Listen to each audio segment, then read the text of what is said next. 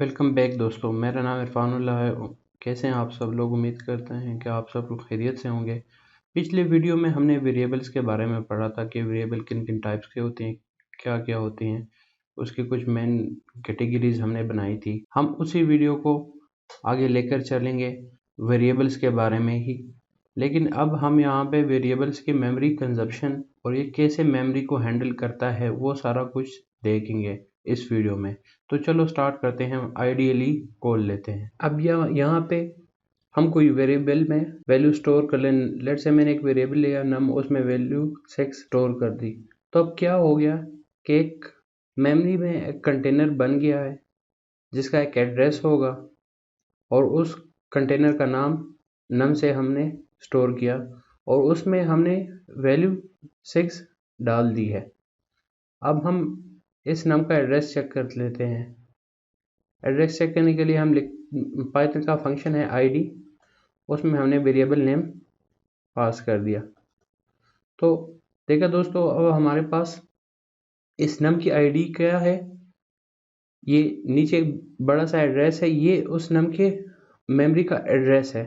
तो कोई भी वेरिएबल जब हम इनिशियलाइज करते हैं तो वो मेमोरी में अपने लिए एक जगह रिजर्व कर लेता है, उसका एक एड्रेस होता है, उस वेरिएबल का एक एड्रेस होता है, उस कंटेनर का उसका नाम होता है और उसके अंदर एक वैल्यू होती है। एक और वेरिएबल असाइन कर लेते हैं। लेट से मैं एक और वेरिएबल हमने असाइन कर दिया है। अब ये एक अलग से मेमोरी में जाके एक कंटेनर बन गया। इस कंटेनर का नाम नेम है और उस कंटेनर का एड्रेस एक होगा और उस कंटेनर की वैल्यू हमारे पास क्या होगी, इरफान। अब इस कंटेनर की हम एड्रेस चेक कर लेते हैं। अब इसका एड्रेस दूसरे वाले से अलग होगा।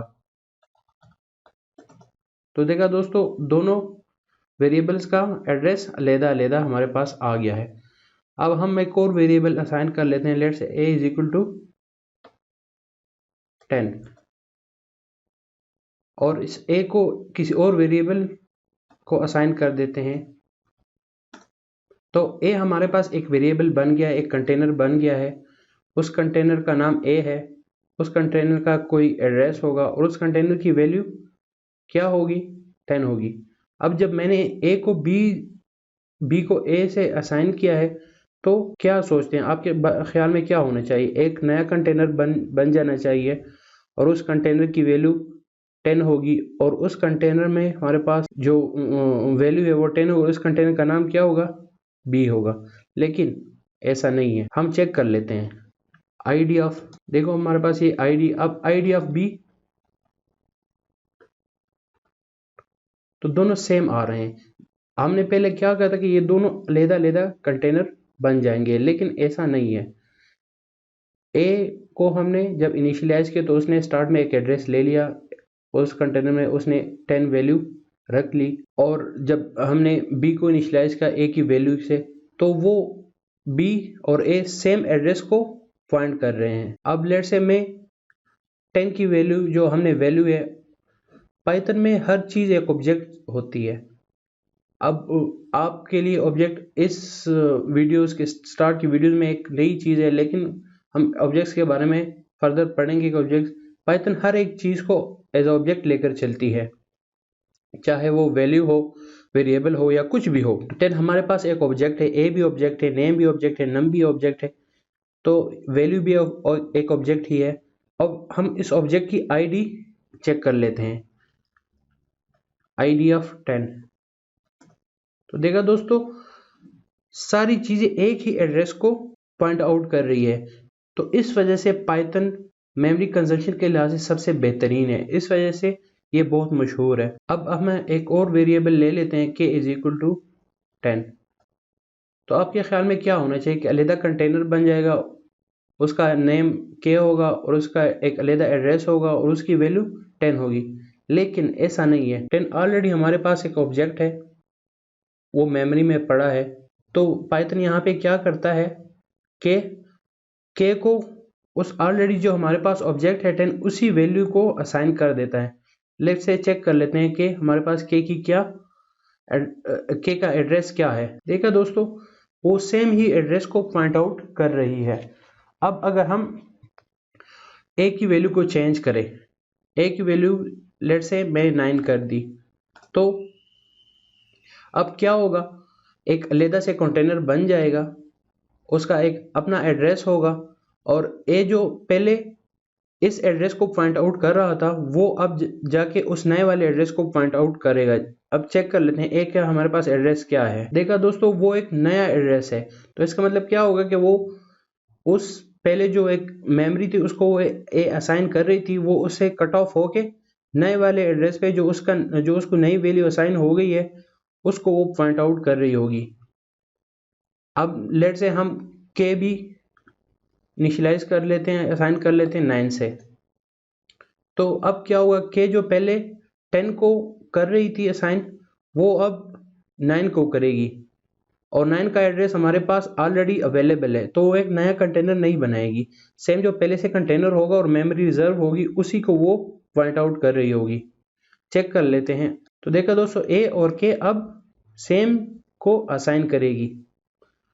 अब हमारे पास मेमोरी में उस जो वो क्या बचा, जो 10 ऑब्जेक्ट को पॉइंट आउट कर रही है, कौन सा वेरिएबल बचा, वो सिर्फ बी बचा।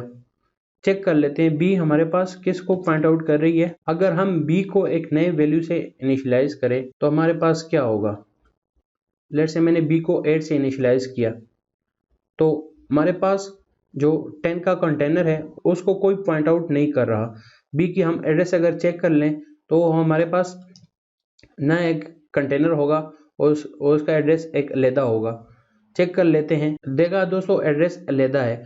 अब हमारे पास जो ऑलरेडी 10 ऑब्जेक्ट पड़ा है मेमोरी में, उसका जो एड्रेस है आईडी ऑफ 10 चेक कर लेते हैं, वो अभी तक मेमोरी में पड़ा है।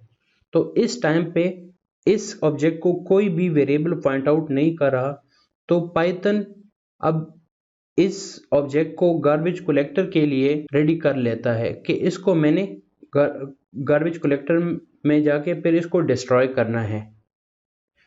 पाइथन का अपना हम खुद से गार्बेज कलेक्टर नहीं लिखते, इसका खुद से एक एफिशिएंट गार्बेज कलेक्टर है। पाइथन में कांस्टेंट का कोई कॉन्सेप्ट नहीं है, जैसे कि और लैंग्वेजेस में हमारे पास कांस्टेंट का कॉन्सेप्ट होता है, हम कोई भी वेरिएबल ले लेते हैं उसको हम कांस्टेंट बना सकते हैं। तो पाइथन में एज सच कोई कंसेप्ट नहीं है। पाइथन में एक ट्रेडिशन है कि जब भी हम कोई कांस्टेंट बनाते हैं तो हम उसको कैपिटल वर्ड्स में लिखते हैं, तो बाकी जो भी कम्युनिटी है या डेवलपर है उनको पता लग जाता है कि ये एक कांस्टेंट, ये variable as a constant use हो रहा है। जैसा कि हमारे पास मैथ्स में पाई ले लेते हैं, अब पाई की वैल्यू 3.14 है हमारे पास। अब हम पाई को देख लेते हैं।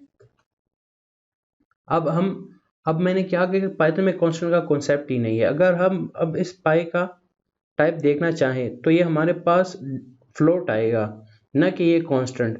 लेकिन एज अ पाइथन डेवलपर मुझे ये पता है कि यहाँ पे कैपिटल यूज हुआ है, तो मैं इसको एज अ कांस्टेंट लेकर चलूँ। टाइप इसका फाइंड कर लेते हैं। देखा दोस्तों, जैसे मैंने पहले कहा हुआ कि इसका टाइप क्या होगा, फ्लोट होगा, न कि कांस्टेंट। तो ये थी पाइथन में वेरिएबल की मेमोरी कंजप्शन के हवाले से एक वीडियो। इसमें हमने बता दिया कि कैसे मेमोरी असाइन होती है, कैसे पॉइंट आउट होती है। पाइथन इसी वजह से बड़ा मशहूर है क्योंकि ये मेमोरी कंजप्शन में बहुत ही एफिशिएंट है और बहुत ही फास्ट है। ये मेमोरी को ज़्यादा कंज्यूम नहीं करने देता, उसको एफिशिएंट वे से यूज़ करता है।